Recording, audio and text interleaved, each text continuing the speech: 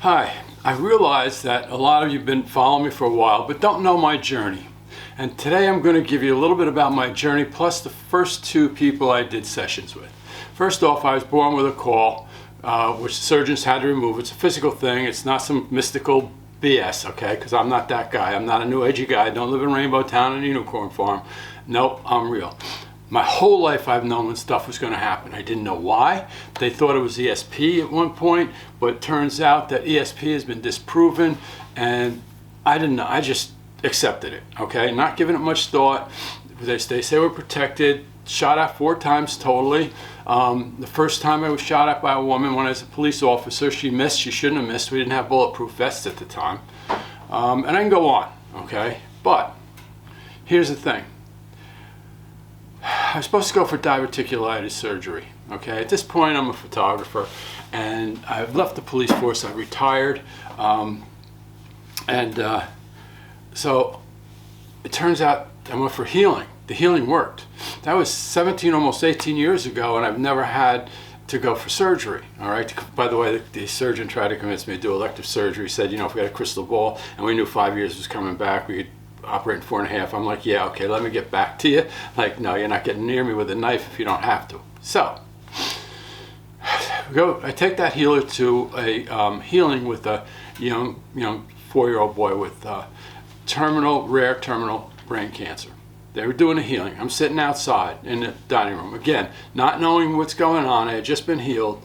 And all of a sudden, I'm sitting out in the dining room and I'm just getting like these visions of Jesus, you know? And these visions of Jesus, when I was a cop, when people had those visions or whatever it was, that was like a quick ride to the Rainbow Room for medication. You understand? So I think I'm in trouble here. Anyway, we're going to cut to the chase. On the way back, the healer, Wayne Gabari, calls Sherry Purback, medium, to see how the healings went, see what you can get on it. So while we're in the car, we're on Bluetooth, I'm driving, Sherry asks who I am. Wayne told her who I was. And she told me, Bob, you got to do this. And I said, yeah, no, I'm not going to do this. I'm not going to rehash it. The whole story's in my first book. They Speak Through Me, Messages from Beyond. And I said, I'm not doing it. She said, well, when you get a chance, see if you can read me. I said, I'm not going to be able to do that. You know, this is something everybody wants. Yeah, I was watching like mediums like I think John Edwards at the time, thinking that's pretty cool to be a guy, you know, nice thing to have, but not really wanting it like many people out there really want this, really want to do this, and ultimately end up doing it, but not really. I'll leave that there. So I fought. She said, you got no choice. You got 7 divine spirits. You're going to have to do this around you. Okay, I'm not going to do it.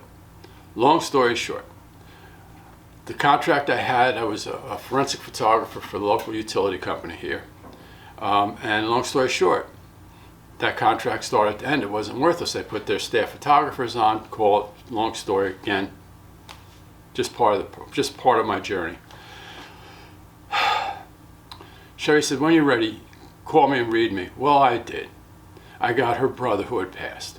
I got her father, and a big woman by the name of Bertha. She says she always comes through. She doesn't know who she is. All right. This information I get, and I'm not going to share here, about her brother and her father was absolutely accurate.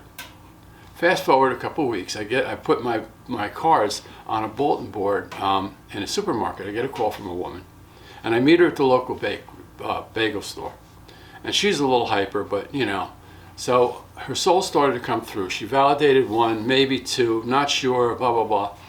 And I'm trying to emulate the mediums I had been to before I came out, because I don't know what I'm doing here, all right? And again, not really wanting to, but let's see what can, you know, this was a calling apparently. Well, the soul started bringing attention to his 2 sons who were there, and she did not want to hear that. Okay, she went ballistic on me. That's it, I'm not, you know, good, but okay, so I felt really bad because I didn't get anything, again, first time, basically second time, not knowing anything about this. Well, that woman continued to harass me. She says, that's it. I was charging $65 at the time. She said, oh, here's your $65. No. I said, no, keep it. It didn't work for you, I'm not charging you. She said, really? I said, yeah, really. So she left. That woman continued to harass me on social media. I block her. Then she'd come in with a different name and do the same thing. Okay, you're a fake, you're a fraud, blah, blah, blah. She couldn't let go.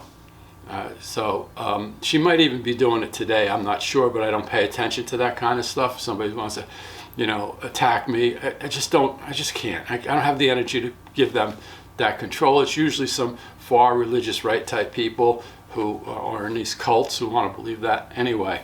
So the next thing you know, I'm here. I'm doing it. Okay, and as things started to get, I did more research. I did more research on the caul. By the way, I Googled the hell out of caul. You couldn't find anything really on it. So I just started to just give myself to God. God, this is all about spirituality, not religion. And all of a sudden things started to change. Things started to flow. I'm hearing voices. By the way, it's not hearing like you see on TV or in the movies. It's hearing up here. It's hard to explain the voice, okay? And so I've been doing it since then. This is my journey I've been called to do, to help people get through what they need to get through. And it's tough. It's real tough. It's not something that's cool, by the way. It's something that needs to be done. And that's what I'm called to do. That's what I do. So that's kind of my story. First two people I read, Sherry was first, absolutely nailed it. The second woman, I don't remember her name. She was just psycho. And by the way, I had a feeling she was something wrong with her, and it proved out when she kept coming on social media. And when I block her, like I said, when I block her, she created another name and continue on. So that's that's a big part of my journey.